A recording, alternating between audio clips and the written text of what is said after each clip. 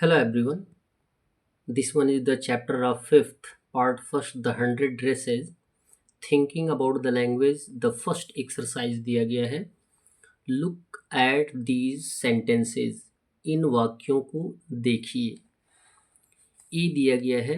She sat in the corner of the room where the rough boys who did not make good marks sat. The corner of the room where there was most scuffling of feet.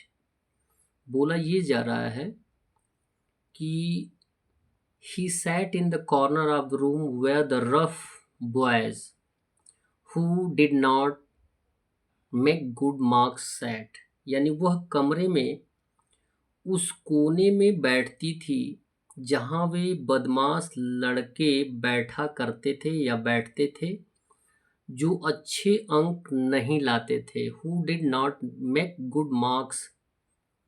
ठीक है. The corner of the room where there was most scuffling of feet.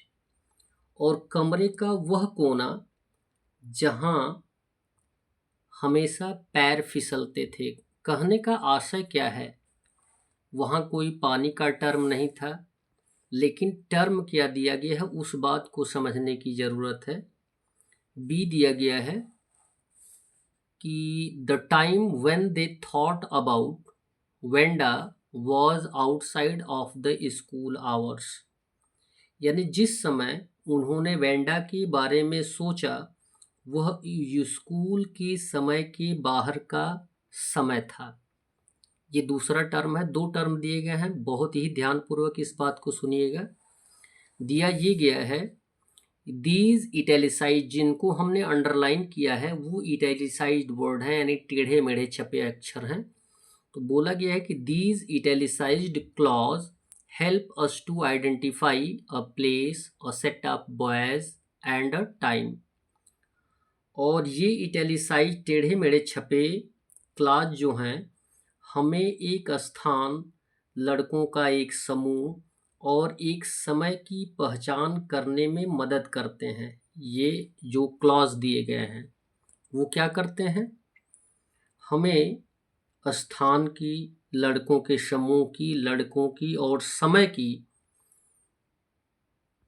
पहचान कराने में हमारी मदद करते हैं. दिया गया they are answers to the questions. ठीक है. वे इन प्रश्नों के उत्तर हैं.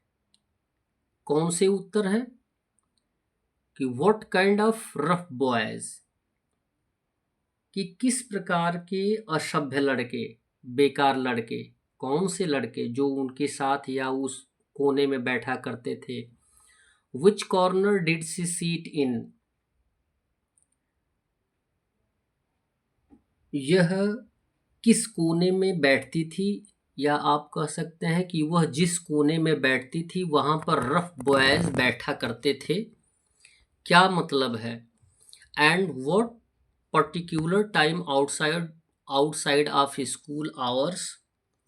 और पूछा जा रहा है कि और स्कूल के समय के बाहर का कौन सा विशेष समय है जिसके बारे में बात की जा रही है. And what particular time outside of the school hours they are defining और रेस्ट्रिक्टिव रिलेटिव क्लासेस.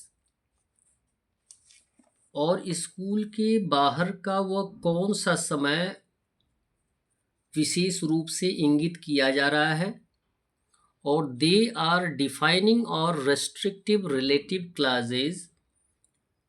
इन या ये परिभाषित या प्रतिबंधात्मक सापेक्ष उपवाक्य हैं जो आप यहाँ पे दिए जा रहे हैं. प्रतिबंधात्मक और परिभाषित सापेक्ष उपवाक्य हैं, रिलेटिव क्लासेस हैं. जो क्लासेस आपको दिए गए हैं उसमें बोला ये जा रहा है compare them with the non defining relative classes discussed in unit 1। In unit 1 बोला गया है, इनकी तुलना इकाई 1 में चर्चित गैर परिभाषित सापेक्ष खंडों से करें।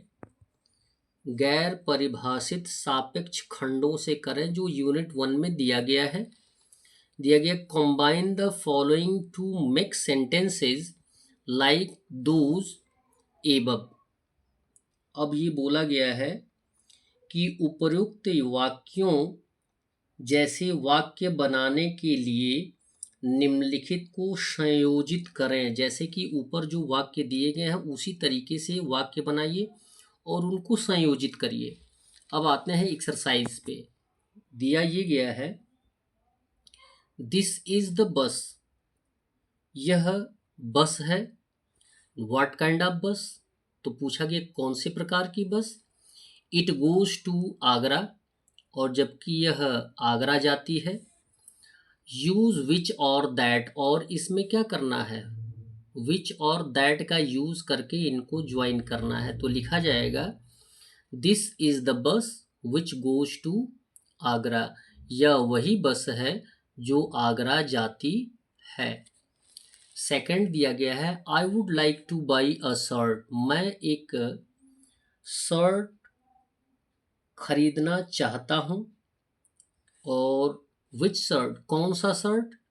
The shirt is in the shop window, यानी वह शर्ट जो कि उस दुकान की खिड़की पर लगा हुआ था, उसी शर्ट को मैं खरीदना चाहता हूँ। इसमें यूज करना है विच और दैट का।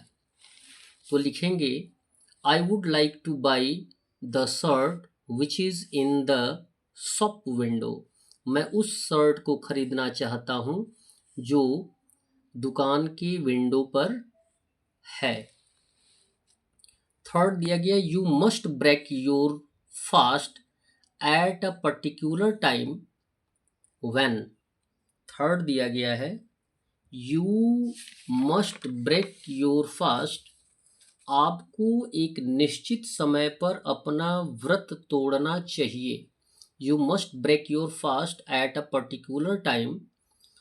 उसमें बोला गया है कि कब, when you see the moon in the sky, तब जबकि आप आकाश में चांद देखें तब। इसमें किसका यूज करना है, व्हेन का यूज करके इसको ऐड करना है। तो लिखेंगे, you must break your fast when you see the moon in the sky. जब आप आसमान में चांद देखें तो आपको अपना व्रत तोड़ना चाहिए।